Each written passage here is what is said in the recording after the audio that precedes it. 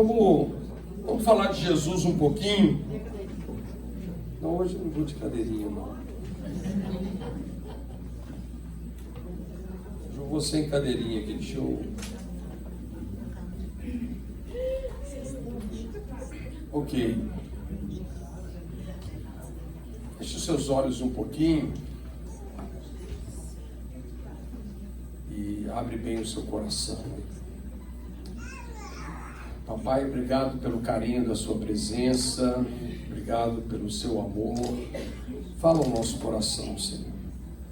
Nós queremos declarar que nós precisamos de Ti, dependemos do Senhor e nós cremos que o Senhor nos tem guiado aqui nesse tempo de uma maneira tremenda, Senhor. Obrigado pela sua voz, obrigado pela sua palavra. Obrigado pelo Espírito Santo em nós, obrigado por esse sacrifício perfeito e eterno que supre, atende a todas as nossas necessidades. Obrigado. Em nome de Jesus, e todos os que são gratos digam amém. Amém. Eu tenho meditado um pouquinho sobre a vida de um dos patriarcas, né? Quando a gente fala em patriarca na Bíblia, de quem você lembra? Abraão é o primeiro, né? Ele não é o único, né? Nós sabemos que esse é o fundamento da nação de Israel. Abraão, Isaque e Jacó. E eles fazem esse fundamento, né? São patriarcas dessa nação, pais dessa nação. E eu gostaria de falar um pouquinho sobre Abraão, né? Tem muita coisa para a gente falar e o que subir aqui no meu coração, vamos surfar um pouquinho aqui com Jesus. Mas Gênesis capítulo 12, primeiro verso, Deus fala com Abraão, Deus fala algo tremendo com Abraão. E Deus diz assim para Abraão: sai da sua terra, da sua parentela, sai também da casa do seu pai. Engraçado que parentela e casa do pai, ele falou duas vezes, que eu acho que é a coisa mais difícil que a gente tem de largar, né? E vai para a terra que eu te mostrarei. Sabe, tem coisas e tem lugares que Deus quer nos levar que nós nem fazemos ideia do que eles representam. E por isso que você precisa de chegar lá, para você entender o que é. É algo que Deus vai te mostrar. É algo que você vai assimilar por revelação. Deus estava então... vamos dizer, colocando aqui Abraão numa jornada, né? E a nossa vida, na verdade, só começa a andar quando nós ouvimos a voz de Deus, quando Ele fala conosco. E Deus estava, então, colocando Abraão numa jornada tremenda. Você sabe que a gente só muda quando a gente sai do lugar que está. A gente só muda quando a gente sai daquela atitude que a gente está presa nela. Então, é preciso a gente se deslocar, é preciso a gente sair de um lugar para outro, né? É necessário. E a proposta de Deus, dentro dessa jornada, era uma proposta de Abraão entender quem ele era. Era uma proposta de Abraão se ver a partir do que Deus pensava e falava a respeito dele. Por quê? Porque até então, na vida de Abraão, tudo que ele sabia sobre ele, ou a maneira que ele se via, como ele estava sendo definido, era definido pela mentalidade que havia na terra que ele foi criado, pela mentalidade da sua parentela, ou da casa dos seus pais. Mas chegou um momento que Deus estava dizendo para Abraão: olha, você precisa agora se ver de uma outra maneira, você precisa se redescobrir. É interessante porque essa palavra sai para a terra que eu te mostrarei, essa expressão, né, Lesh Lehá, no hebraico, quer dizer, sai para ti mesmo. E essa é a ideia. Você se descobrir a partir de como Deus te vê e daquilo que Ele te fala. Porque quando Deus te fala, algo já é. Eu não sei se você já teve essa experiência de estar num lugar de intimidade, de comunhão com Deus, e você ouve a voz de Deus. Ou você tem um quadro mental claro da parte de Deus. Ou você tem uma visão espiritual. Tudo que você vê no reino do Espírito, se você viu, já existe. Se você ouviu, já existe. Entende? E nós precisamos, então, andar nessa jornada. Como que chama essa jornada? Se você for para Romanos capítulo 4, você vai ver Paulo falando sobre nós andarmos nas mesmas pegadas de fé do nosso pai Abraão. Então é uma jornada de fé. O que é a fé? Ela vem pelo ouvir. Tá certo? E esse ouvir, claro que se refere também a ver, né? Você vê aquilo que Deus tem para a sua vida, ou você se ver a partir do que Deus está falando, ou como Ele te vê. Por exemplo, quando Abraão tomou posse da terra, Deus falou assim para ele: olha, a ideia era essa, né? Levanta os seus olhos e vê, porque tudo o que você vê é seu. Agora eu te pergunto, Abraão conseguiria ver a terra em todas as suas dimensões, falando de um aspecto físico? Não, ele não conseguiria. Era necessário que, fala comigo, imaginação.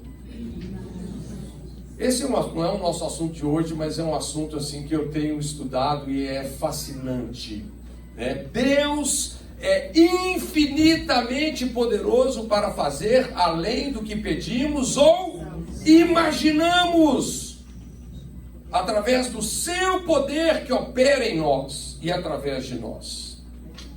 Como que imaginação é uma coisa extremamente relacionada com fé, né? E Abraão era um homem que sabia desfrutar disso, tá ok?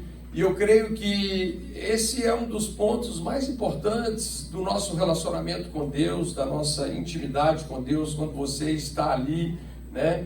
Ele quer expandir a nossa visão espiritual, sabe? Nós temos 5 sentidos que são naturais, não é verdade? A visão natural, a audição, o tato, o paladar, o olfato, mas Deus nos deu também um 6º sentido, chamado fé, onde nós imaginarmos inspirados por Deus é uma coisa fantástica.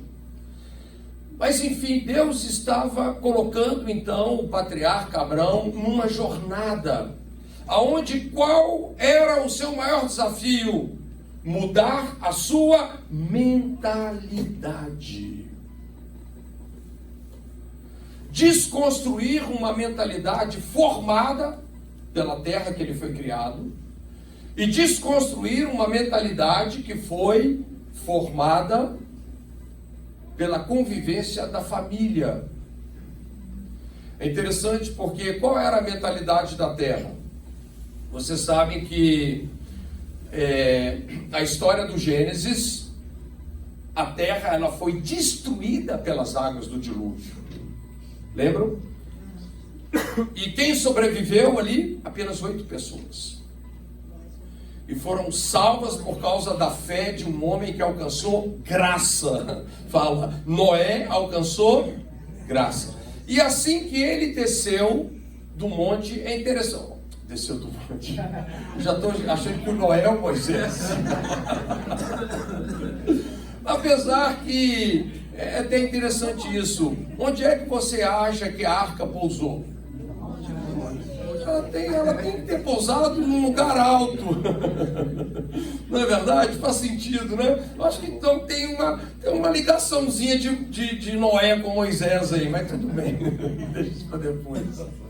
Mas assim que Noé sai da arca, né? Noé e os seus filhos, a sua esposa e a esposa dos seus filhos, isso aí dá uma pregação.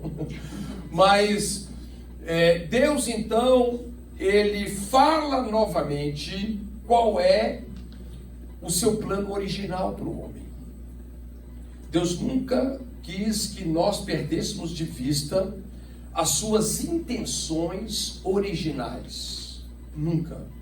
Então, se você for aí para Gênesis, no capítulo 9, primeiro verso, você vai ver Deus falando com Noé. E ele fala essas palavras: sejam fecundos, multipliquem-se e encham toda a terra. Tá ok? E é interessante lá o Abacuque, ele fala que como as águas cobrem o mar, toda a terra será cheia com conhecimento da glória do Senhor. Esse era o plano original de Deus, né? Agora, é interessante, na hora que nós chegamos, aí a terra que a partir de Noé começa a encher de pessoas, eles começam a se multiplicar, e quando você chega em Gênesis capítulo 11, você vai ver a iniciativa de algumas pessoas que habitavam, eles encontraram uma planície, a planície de Sinar. Essa palavra Sinar, ela é bem parecida com a palavra Mesopotâmia. As duas palavras significam entre rios, pertence a dois rios, fazendo referência ao rio Tigre e ao rio Eufrates. Então era uma planície que estava ali no meio, e eles então decidiram fazer uma coisa, né? Eles decidiram fazer uma cidade e também construir uma torre. E claramente eles falaram: porque nós não queremos ser espalhados por toda a terra. Depois você vai aí para os textos. Eu não estou lendo aqui a Bíblia, né? Legal, tá? O pessoal está projetando ali, você vai acompanhando. Mas Gênesis capítulo 11, se eu não me engano, verso 4, está dizendo isso que eu estou falando. Ou seja, na verdade, havia uma mentalidade no lugar que Abraão foi criado, que era a Babilônia. Ele era de Ur da Caldeia, mais ou menos a mesma geografia. Havia uma mentalidade de afrontar aquele plano original de Deus. Você sabe que Deus tem um plano original em vários aspectos. Por exemplo, se a gente fosse falar de casamento, Deus tem um plano original para o casamento, uma espinha dorsal. Não é verdade? Ele falou com todas as vezes, 1 Coríntios capítulo 11, verso 4, eu quero que todos vocês saibam, né, que o homem é o cabeça da mulher, Cristo é o cabeça do homem e Deus Pai é o cabeça de Cristo. Essa é uma espinha dorsal, sabe? Isso norteia o matrimônio. E falando da criação, Deus tem o seu plano original, né? Essa questão, esse mandato de autoridade para o homem, era uma coisa incrível isso. Por exemplo, se você for para Romanos, no capítulo 4, verso 13, Romanos capítulo 4, verso 13, é interessante. Sabe o que a Bíblia está dizendo? Se o pessoal puder projetar aí para a turma ler aqui, ele diz assim: pois a promessa de que ele seria herdeiro do mundo não veio a Abraão ou a sua descendência pela lei, mas pela justiça da fé. Sabe o que a Bíblia está dizendo? Sabe como é que Abraão se via depois desse processo de desconstruir essa mentalidade da terra e da família e se ver como Deus o via? Sabe qual era a parada de Abraão? Ele era o dono do mundo. E sabe o que a Bíblia diz? Que eu e você somos herdeiros com ele. Não por uma justiça que vem pela lei, mas que vem pela promessa. Porque o que é a promessa, queridos? É quando Deus favoravelmente fala a seu favor. Em toda promessa existe graça. O que Deus promete para você não é uma obrigação porque você fez alguma coisa. Não, é um ato de generosidade. É uma expressão do seu amor. Por isso que isso não vem pela lei, né? Ou seja, se viesse pela lei, né, dependeria da sua performance. Porque a lei, ela tem essa prerrogativa, né, que se você a cumprir, você é abençoado, se você não cumprir, você é amaldiçoado. Mas a promessa não. A promessa é graça purinha. E nós somos herdeiros com Abraão.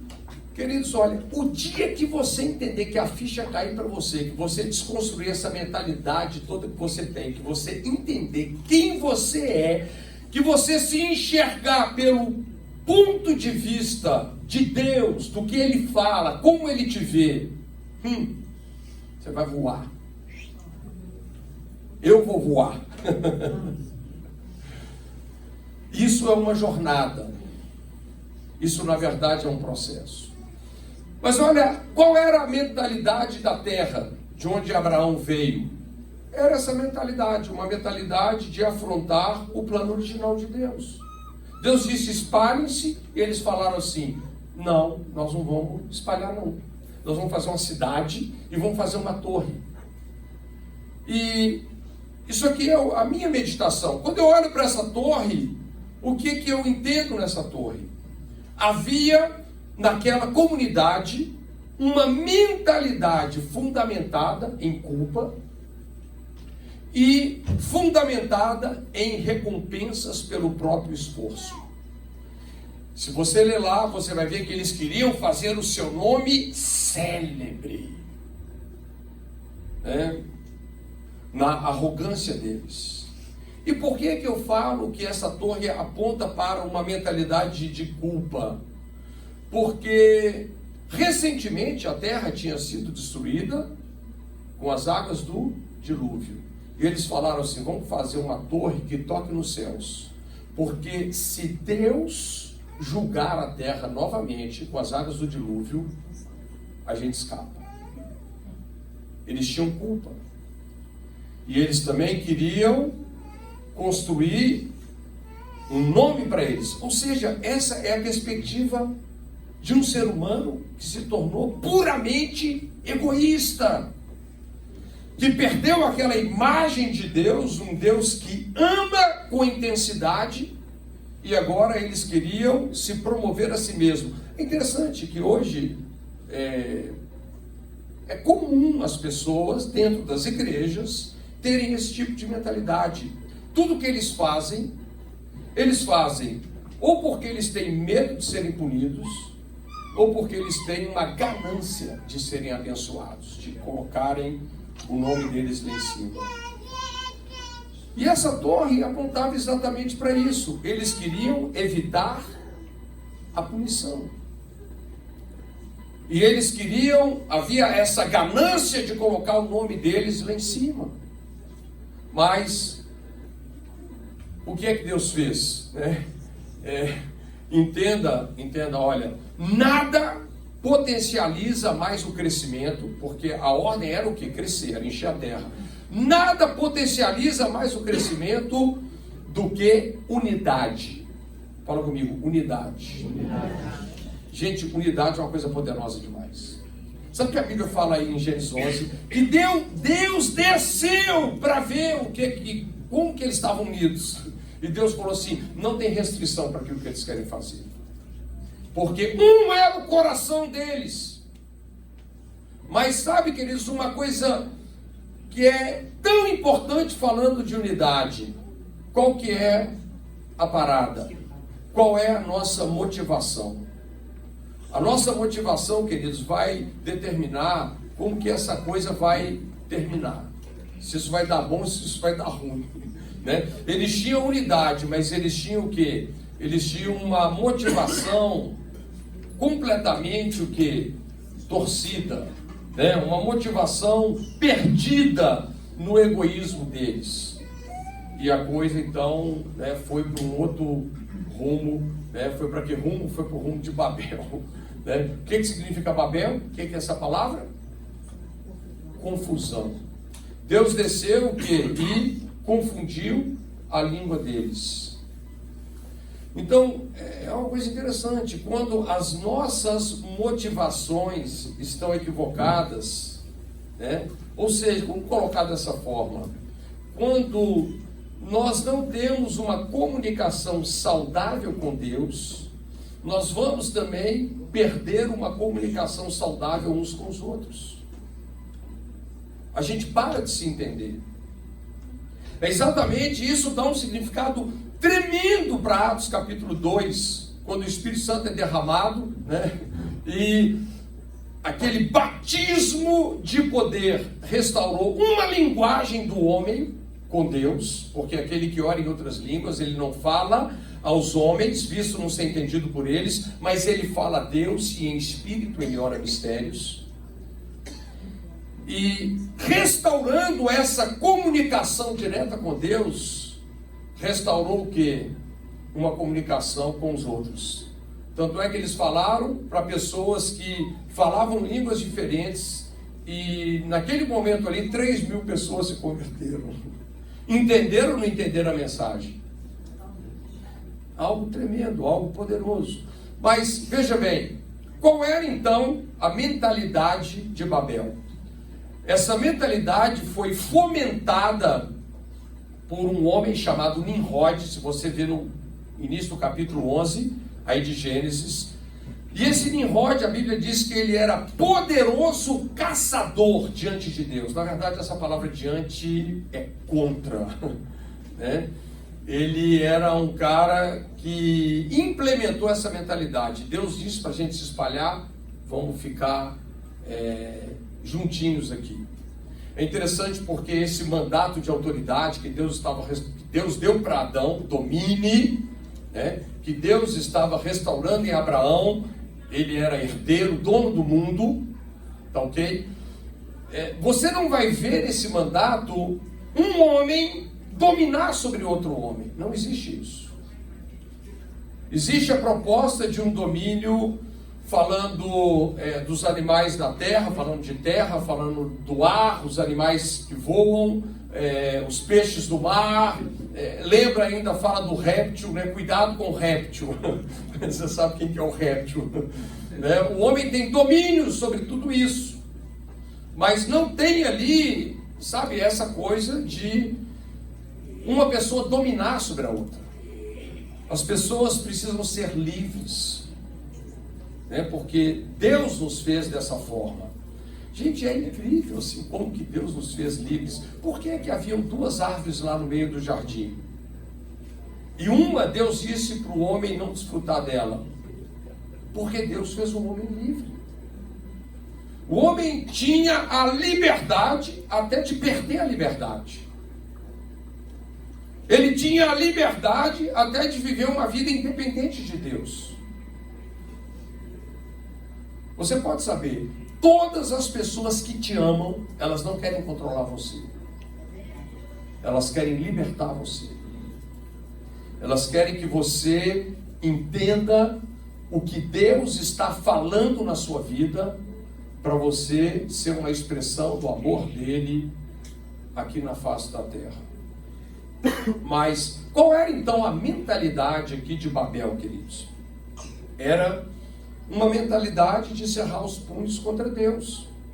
Mas é interessante que eu penso que todas as pessoas que moravam naquela região, por exemplo, como hoje, né? Hoje existem mentalidades que são que cerram os punhos para aquilo que Deus fala, né? Quando nós vamos olhar para o humanismo secular, para o marxismo cultural, são ideologias o quê? Ateístas.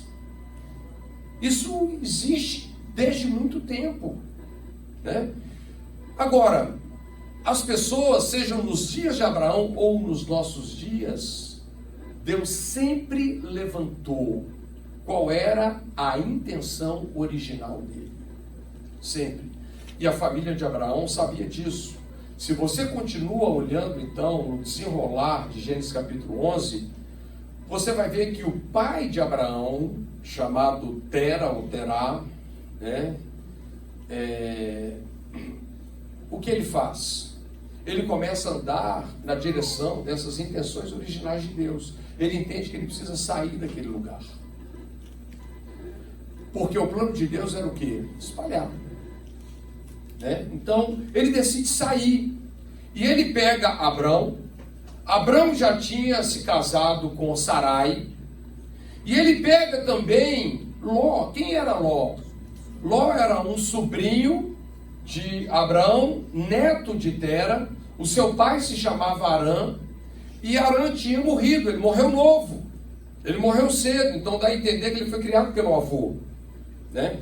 Então o Tera, ele pega, né, essa turma, e o que ele faz? Ele parte para a terra de Canaã.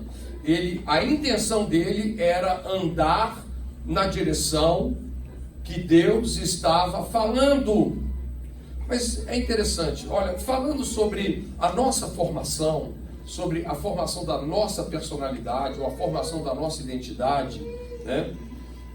Primeiro aspecto de formação da nossa identidade são os valores do mundo que nós somos criados, a mentalidade, né? A gente sabe que isso é muito mais do que a sua família influenciar. Tem o vizinho da esquina, tem a escola que você frequenta, tem o seu professor de história, tem o seu professor de geografia, tem o seu professor, e tem aqueles professores, né, que ensinam boas coisas, e você sabe, tem os professores que ensinam más coisas, tem os professores que ensinam a fumar maconha, tem os professores que ensinam uma vida promíscua, tem aqueles professores que têm aquelas ideias fantásticas que vão puxar você para um buraco.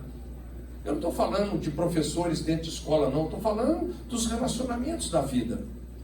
Quem aqui já teve um amigo, entre aspas, que te levou para a pior experiência possível?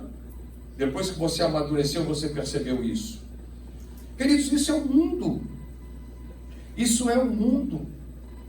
E essas coisas, elas entram mais na nossa formação do que nós podemos pensar. Você sabia que na sua memória atual aí, tá? O que faz o seu cérebro rodar, mais de 90% de muitas experiências que você teve na sua vida, elas estão amortecidas dentro de você. Não é que elas não existem, mas elas não estão na sua memória ativa. Mas elas estão rodando um programa dentro de você. Se elas não são boas, elas são um vírus na sua máquina. Entendeu? E muitas vezes você age e reage sem saber porquê, mas tem um porquê. Tem uma informação negativa dentro de você que rouba a revelação de quem realmente você é. Isso vindo do mundo, como vindo também da sua família. Então, o Abraão, ele sai com o pai, sai com a família. Mas é interessante, quando nós estamos nesse nível de sermos influenciados pela nossa família, fala a verdade, os nossos pais, eles querem nos influenciar bem ou mal? Bem, até certo ponto, né? Eu não vou fazer essa pergunta aqui assim de uma forma pessoal, mas se eu perguntasse aqui, quem teve um pai canalha, desculpa a expressão, quem teve um pai canalha, talvez as pessoas iriam levantar a mão. Eu acho que facinho iriam levantar a mão, né? Por quê? Porque infelizmente isso acontece, e mesmo quando os nossos pais não são, eles são muito limitados em nos mostrar quem nós somos, muito limitados. Então nós somos, a nossa personalidade, a nossa persona é muito formada por pessoas que são modelos de autoridade, e os nossos pais estão nessa lista, os professores de escola, não estou falando esses professores da rua, não. Pelo menos os professores de escola deveriam ser pessoas assim, gente, olha, é extremamente, uma das profissões que eu mais respeito é o professor. Porque ele é um formador de opinião, ele é um formador de mentalidade. Que Deus abençoe o nosso Brasil com professores cheios da revelação dele. Porque, sabe, são pessoas que nós abrimos o nosso cérebro para elas. São pessoas que nós confiamos. E eu vou dizer, se você abrir o seu coração para uma pessoa errada, você pode engolir um argumento que vai travar a sua vida. Então, e a gente percebe, por exemplo, uma das travas que existe na vida de muitas pessoas, falando de experiências ruins, nessa fase mais básica de aprendizado, hoje existem muitas pessoas que foram bloqueadas para aprender. Por quê? Porque às vezes na fase de aprendizado, elas não receberam incentivo, ou receberam o incentivo do lado avesso, né? Você é um burro, você não aprende, você bloqueou, né? Bloqueou. E às vezes os anos se passaram e a pessoa, ela está bloqueada até hoje. Você já viu quando uma pessoa vai falar ou vai orar e ela fica devagando e não fala nada com nada? Sabe? São pessoas que foram bloqueadas para aprender. Precisa tirar essa trava, precisa tirar esse bloqueio, né? Então, na hora que nós olhamos para a vida de Abraão, nós percebemos quantos bloqueios haviam na sua alma, né? Apesar dele ter essa influência do pai, enquanto ele seguiu o pai, ele não conseguiu nem sair dessa região entre rios. Ele foi até Harã, que era caminho para Canaã, mas andou muito pouco. Na verdade, eu e você, com melhor que seja a influência dos nossos pais, nós vamos andar muito pouco. Por isso que nós chegamos num momento que nós precisamos de uma palavra de Deus. Nós precisamos de viver a nossa experiência com Deus, para nós passarmos a nos ver como Ele nos vê e como Ele fala a respeito de nós. Isso não é uma coisa teórica, isso é uma coisa experimental e não é uma mudança de fora para dentro, não é uma influência de fora para dentro, mas é algo que acontece de dentro para fora. Sai para ti mesmo, Lech Lecha. Quando nós entramos nessa experiência, é algo tremendo, é algo poderoso. Olha para vocês verem, se nós continuamos falando sobre esse assunto e nós podemos tirar conclusões como que Abraão foi influenciado pela mentalidade da terra, como pela mentalidade da família. Sabe o que você vai descobrir? Que Abraão tinha medos terríveis. O que é o medo? O medo é uma coisa que paralisa uma pessoa. Sabe? Medo é uma coisa que prende a pessoa no passado. E quando você prende uma pessoa no passado, você pode prender ela também no futuro, né? Do que é que eu estou dizendo? É interessante. Toda pessoa que sofre de depressão, ela está presa no passado. Ela vive do passado. Isso deprime a pessoa. O passado, na verdade, você sabe que hoje é o dia que o Senhor fez, né? E o que é ansiedade? Ansiedade é aquela pessoa que está tentando planejar a vida, planejar. Ele vive só sonhando, mas ele não faz nada no presente.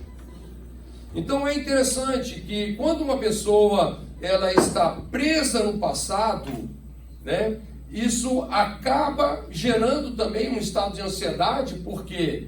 Porque ela fica tentando realizar alguma coisa, mas ele não consegue fazer nada no dia que se chama hoje. Nós deveríamos de gastar a maior parte da nossa energia não voltando no passado, nem planejando o futuro. A gente pode visitar isso rapidamente. Existem coisas da sua história que são importantes você buscar, né? Existem coisas que são importantes você pensar sobre o que vai ser com você, onde você quer chegar, mas nós deveríamos gastar a maior parte, 80% da nossa energia, sabe, provocando experiências práticas, mergulhando em Deus, descobrindo quem nós somos nele e vivendo as nossas experiências. E eu vou dizer, quando você começa a se movimentar por uma palavra de Deus, não tenha medo de errar. Esse era um dos medos que Abraão teve que vencer. Esse é um dos medos que nós precisamos de vencer. Não tenha medo de errar. Quando nós vamos aí para Gênesis, no capítulo 12, a parte final lá desse capítulo, você vai descobrir como que haviam medos terríveis desse homem chamado Abraão, né? A gente vê, o primeiro medo que ele tinha era o medo de passar fome. Deus falou para ele ir lá para a terra de Canaã, e quando ele chega em Canaã, ao contrário da mentalidade de Babel, que fazia torres, o que Abraão faz quando ele chega em Ai, já na terra de Canaã? Ele faz um altar. O que é um altar?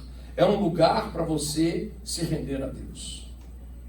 É um lugar onde você expressa conquistas de uma nova mentalidade em Deus, porque isso é um processo, é de fé em fé e de glória em glória. Então, quando Abraão chega na terra de Canaã, o que havia na terra? Fome. Uma fome severa. Abraão ainda não sabia que a bênção não estava na terra. A bênção estava nele. Abraão ainda não sabia que a prosperidade não estava na terra. A prosperidade estava, ele carregava a prosperidade. Era algo que ele precisava ainda entender, que eu sei que talvez algumas pessoas aqui não entenderam ainda.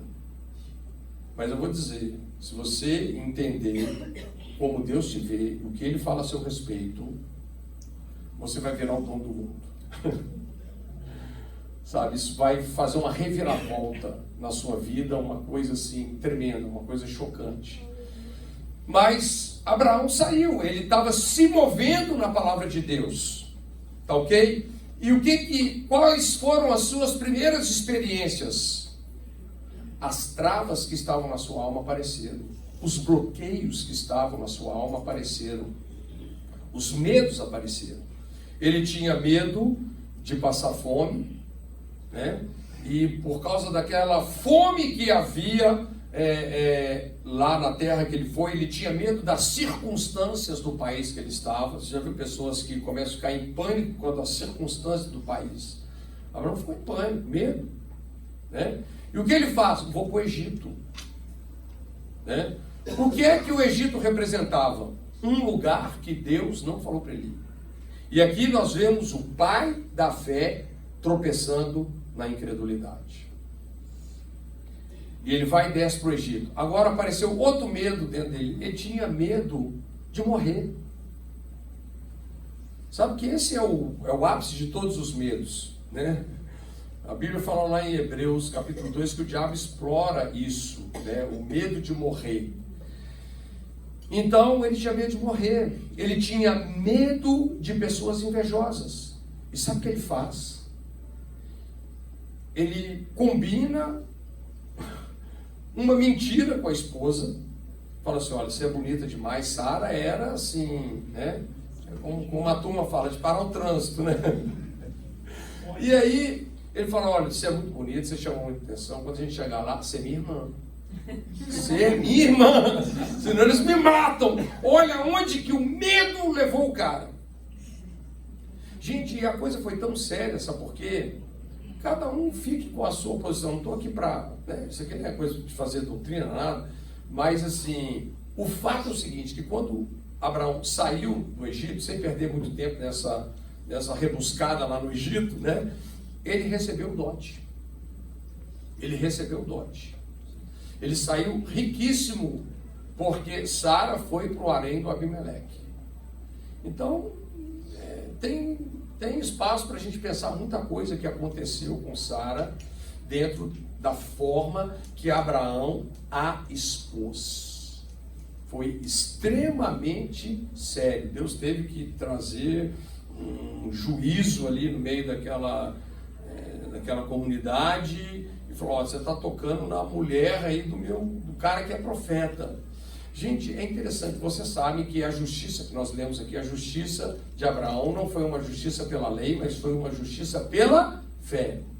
O cara mentiu, o cara medroso, mentiroso. E Deus não chamou a atenção dele, não. Deus chamou a atenção do Abimeleque, sabe por quê? Porque Deus viu ele como justo. Porque não era uma justiça das obras da lei, mas era uma justiça que vinha pela fé. Queridos, a gente podia entrar nisso aqui. Isso aqui é... Esse que eu te digo, né? Tem um mistério tremendo aqui. Mas, enfim, os medos dele vieram à tona, né? Quais medos que eu e você colocamos na nossa bagagem? Nós estamos falando aí, medo da situação do país, medo de morrer, medo de pessoas violentas e ciumentas. Quais outros medos a gente poderia citar? Né? É interessante, medo de perder pessoas. Você sabe que houve episódios na vida de Abraão. Imagina você meio que ter que mandar um filho embora de casa. Você sabia que Abraão passou por isso? Abraão teve que mandar um filho embora e teve que pôr outro no altar para levantar um cutelo para ele. Medo de perder pessoas. Muitas vezes nós na igreja, os pastores, eles têm essas coisas assim, ficam assim, mas de onde que vem isso? Isso vem de um coração inseguro. Pessoas que querem segurar as outras, ou eles querem manipular essas pessoas, ou eles são dependentes emocionais dessas pessoas. Mas nesse processo de amadurecer, de nos libertar, você vai aprender a tirar muitas pessoas da sua vida, pessoas que te puxam para baixo, pessoas negativas, pessoas que não cooperam, né? Põe amor nas minhas palavras, né? E que Deus dê ouvidos para você ouvir, né? E entender. Mas você entende? Quantos sabem que existem pessoas certas? Quando Deus quer te abençoar, Ele põe uma pessoa na sua vida. Mas quando o diabo quer te pegar, ele também põe uma pessoa na sua vida. Tá? E nós precisamos aprender a discernir essas coisas. Tá certo? Existem muitos contextos que isso acontece. Mas, enfim, o fato é que assim que Abraão começou a andar pela fé, ou seja, a andar na palavra de Deus, qual foi o primeiro aspecto dessa desconstrução de mentalidade? Toda sujeira, o que travava, o que sabotava a vida de Abraão, os medos dele, todos vieram o quê? À tona. E ele teve que lidar um por um. Gênesis capítulo 14, você vai ver Abraão vencendo esses medos. Você lembra? No final do capítulo 12, ele estava morrendo de medo de lidar com pessoas violentas. No capítulo 14, quando ele fica sabendo que o Ló tinha sido levado cativo por 4 reis que dominavam 5. E interessante, curioso, esses 4 reis, eles eram de que região? Eles eram lá da região de Sinear.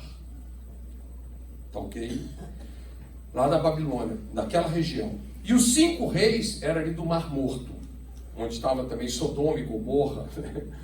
É interessante, ali não era só geograficamente o lugar mais baixo da terra, era moralmente também o lugar mais baixo da terra. A gente sabe a história de Sodoma e Gomorra. E o que acontece? Esses 4 reis belicosos em guerra subjugaram esses 5 reis. Eles tentaram sacudir esse jugo, né? Porque ser subjugado significa o quê? Pagar tributo, né? E eles então são novamente vencidos numa guerra e eles são completamente despojados. Alguém conta para Abraão, e o que Abraão faz? Sobe aquela indignação dele. Olha como que Abraão era maduro. Há pouco tempo antes houve uma contenda, né, entre os pastores dele, os pastores de Ló, do sobrinho. Mas como que Abraão era um homem que sabia lidar emocionalmente com essas coisas, né? E agora ele estava pronto para investir tudo, arriscar a própria vida para resgatar o seu sobrinho. Abraão era um excelente capacitador. Ele tinha filhos criados na sua casa, 318 homens, e ele também era um homem que sabia fazer alianças. Você sabe que muitas respostas para a nossa vida virão através de outras pessoas. Aprenda a importância de se conectar com outras pessoas. Porque tem peças do seu quebra-cabeça que estão faltando, que você vai achar em alguém. E Abraão tinha os seus confederados, né? Que era o Skol, não é a cervejinha não, tá, gente? Era o Anério e o Skol. Né? E eles saem. Gente, aquilo é uma coisa fantástica. Sabe onde que eles vão conquistar essa batalha contra esses 4 reis? Gente, Abraão era um homem simples, um homem pacato do campo. Esses 4 reis experientes em guerra. Como que um homem pacato do campo vence uma batalha dessa? Vou te falar um segredo. Mas Abraão e os seus homens, eles viajam perto de 200 quilômetros para alcançar esses caras já lá no norte, lá no nortão. E eles tomam tudo de volta. E quando ele volta com os despojos, ele deu a parte da turma que o ajudou na batalha, né? Cobriu as suas despesas, mas chegou para o rei de Sodoma e falou assim: olha, eu não quero um cadarço de sapato seu, para você não falar que você me enriqueceu. Abraão não tinha mais medo de ser uma pessoa pobre. E Abraão não tinha mais medo de pessoas violentas. Ele enfrentou as pessoas mais preparadas para a guerra. E não tem referência que ele perdeu um homem sequer. E quando ele volta, o que ele faz? Abraão tinha governo espiritual na sua vida. Ele se encontra com um homem chamado Melquisedeque, né, que é de onde vem o sacerdócio de Jesus. Jesus não foi sacerdote segundo a ordem de Levi, ele era da tribo de Judá. Mas ele foi sacerdote segundo a ordem de Melquisedeque, eternamente, sem genealogia, sem pai, sem mãe, né? E ele dá o dízimo dos despojos, e Melquisedeque está ali com os mesmos elementos da ceia que Jesus usou, pão e vinho. E Abraão deu o dízimo para ser abençoado? Não. Ele deu o dízimo porque ele foi abençoado. Ele já estava entendendo que ele era o dono do mundo. Ele já estava entendendo que ele era o homem da bênção. Por que ele foi para Canaã? Abraão era o homem da bênção, conquistando a terra da maldição. Quem foi Canaã?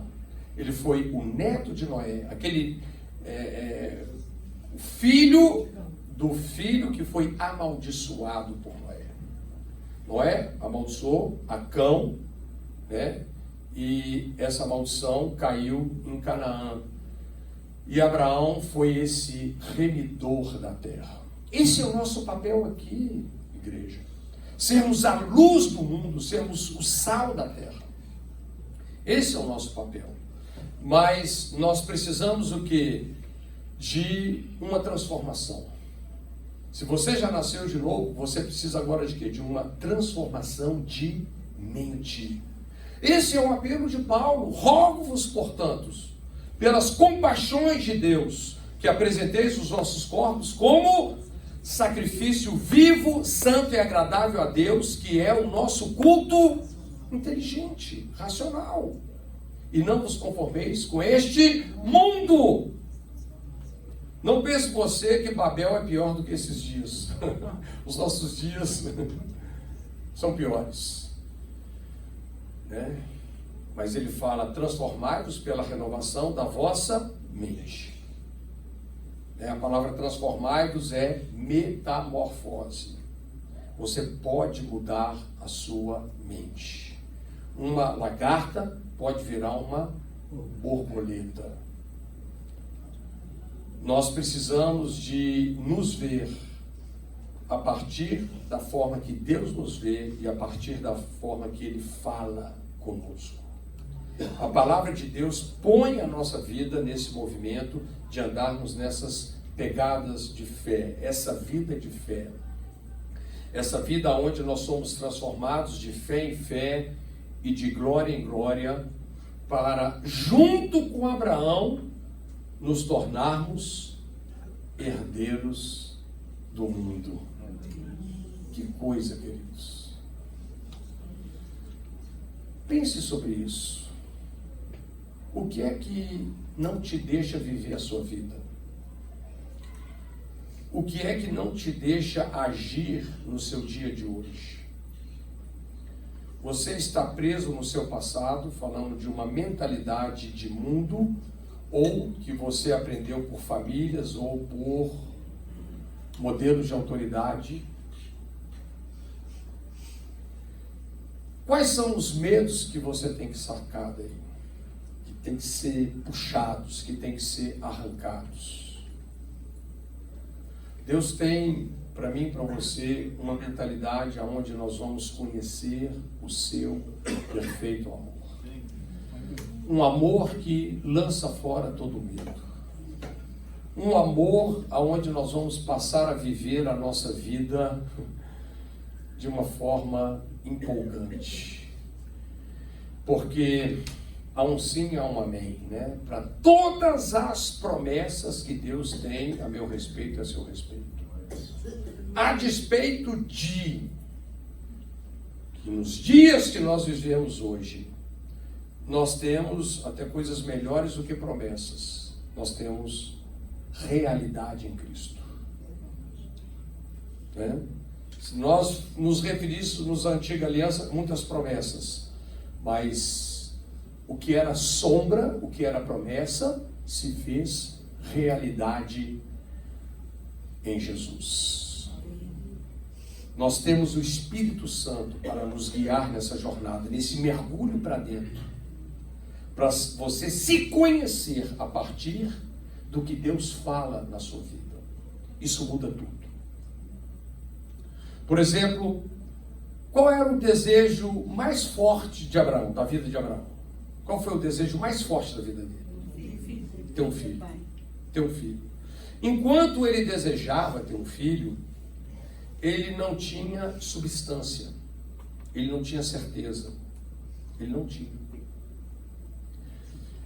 Ele só passou a ter certeza e a ter a substância, como a Bíblia fala em Hebreus, lembra? Hebreus capítulo 11, verso 1, a Bíblia diz que a fé é a substância, ou a certeza das coisas que se esperam, ou o firme fundamento. Você ter um desejo por alguma coisa não te dá um firme fundamento, não te dá substância, não te dá certeza. Você tem um desejo. Mas quando Deus falou com Abraão que ele ia ter um filho, agora tinha um fundamento firme. Agora tinha substância. Agora ele cria porque cria. E é essa experiência que nós precisamos vivenciar. Sabe, o que nós estamos falando aqui não é algo que você vai aprender me ouvindo pregar. Não é algo que você vai aprender porque os seus pais te ensinaram, ou porque os seus professores de universidade ensinaram. Você só pode aprender isso dentro de um relacionamento vivo, experimental com Deus. Não tem outro lugar. Ouvindo a voz dele, sabe? É uma coisa pessoal. Deus está falando para mim e para você: saia para ti mesmo. Esse é o ponto, né? E se nós entendermos, nós vamos entrar assim no estilo de vida mais empolgante que uma pessoa pode viver. Andar nas pegadas da mesma fé que o patriarca andou. Amém? Glória a Deus. Vou pedir para alguém dar um pause aqui na nossa gravação. Deus te abençoe.